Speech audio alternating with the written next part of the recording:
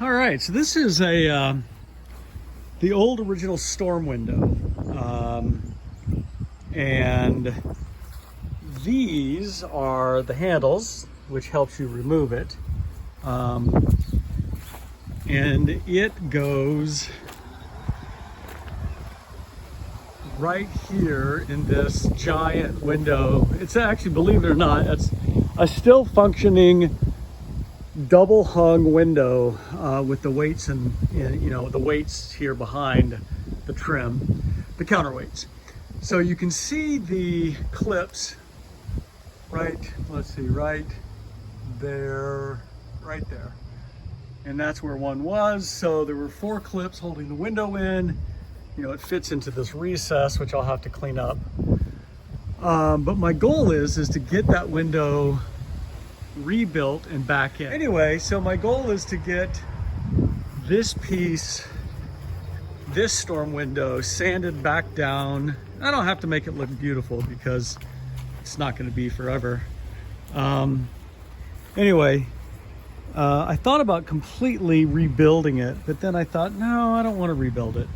Now I'm kind of thinking, maybe I do want to rebuild it. But I think I'm going to just fix this.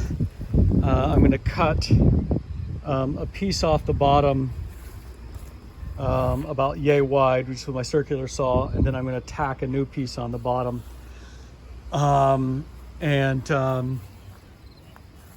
Yeah, so that's my plan. I'm going to have to obviously I'm not going to glaze the window. I'm just going to caulk it into place, and that should be fine. Yeah, so that's my big plan, and I will show you more as I get closer to being done with it. Okay, I got the glass out.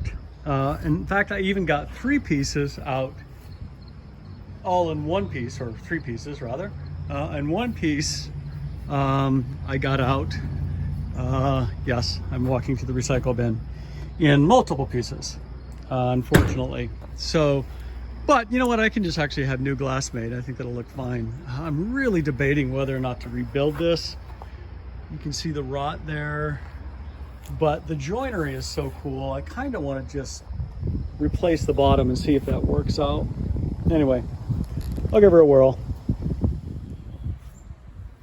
So I've put some paint stripper on and started scraping these trim boards around this big bay window. The reason I am not just simply replacing these boards is because they're so wide. They're what, 12 inches, and I think they're 5/4 thick. So it would be really expensive to replace that piece of wood. But on the other hand, if I replaced everything with the same thickness, then it might actually work. So, for example, use, maybe that's a 1x10, and replace it with 1x10 instead of 5/4 by 10, because just this amount of scraping has taken several hours and a lot of shoulder work. And I still have the cove molding up there in the corner, like here, you can't quite see it, that I need to scrape. So it's like, I'm not going to scrape that. There's no way. I think it might just be easier to replace it all rather than scrape it all. Anyway, I'm going to get this done and then painted so we can get that bay window back in, etc., etc.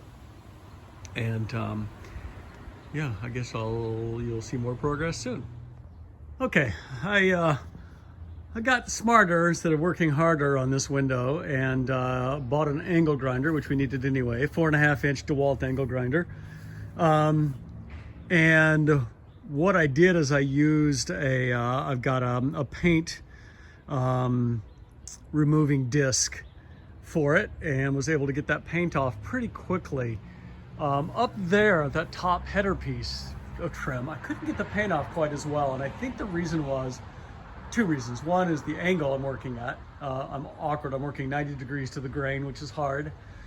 The other issue is that I had put some of the stripper, the chemical stripper gel on that, and it gummed it all up and made it really hard to get that paint off. So I'm really hoping I'm gonna have to get a rag with some paint thinner on it and just wipe that clean to make sure that the paint will adhere when I actually go to put it on.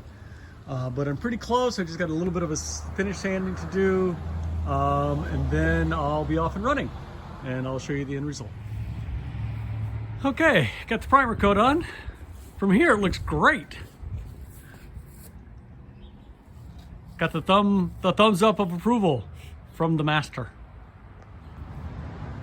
Okay, there's the first coat of the top coat, which is a semi-gloss, just white,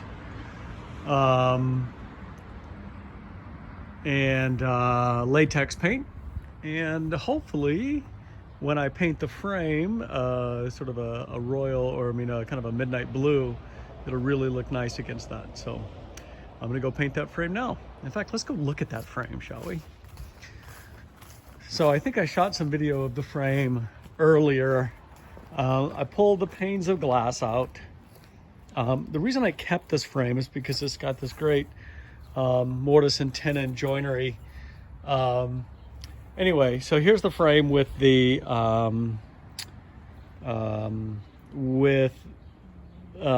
primer on it, and you can see this yellowing that's come through, and I think that's from the oil paint that was below. Even though I tried to get most of it off, clearly I did not. So I had some bleed through, which hopefully won't be as visible. Oh man, bird poop. Damn it. Won't be as visible once I get the blue on there. So let's put some blue on. Oh, and there's the little pieces that cover those holes once we get the window in place. Okay, here's an update on this window project we're doing with a storm window. So what Press is doing is just putting, he's marking the window so that we can tape it off, because then the panes will look like that. You can see the blue tape, so that when we put in the glazing compound, that way we have, a taped line, so that when we smooth it over, we just pull that tape up and Bob's her uncle. It's also paintable. We're using, it's not really a glazing compound, we're using this. It's a Sherwin-Williams product, but this is what our local window repair people use. So I figured, well, they know what they're doing. We're also using, the glazer's triangles to hold the window in. So what you do is they're super thin, they're very sharp, and you put them in, and then you use a putty knife and you just tap them into place until they are, beyond your tape line. And yeah, Bob's your uncle. So he's marking that. There's one that's already marked. And as I said, that's going to go right in that window there, of course, on the outside. The cool thing about this window is that the counterweights that are inside this wall space are still functional. So that window still works the way it should, where it's counterweighted. So you can see the rope on, the counterweight. So we're going to keep taping these, keep getting this in place, and I'll give you another update soon. Yeah.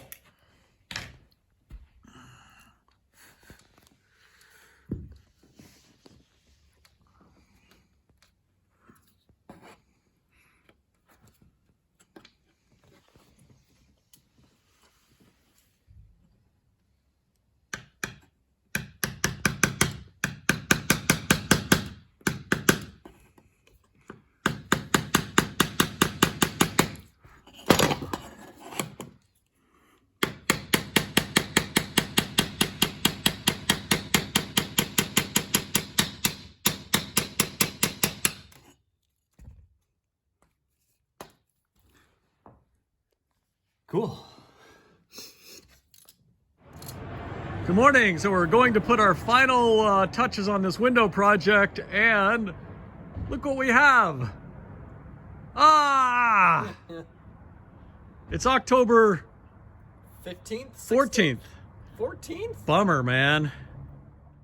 So when we put the storm window in, it rattled because there was just too much space in there between the clips and the window.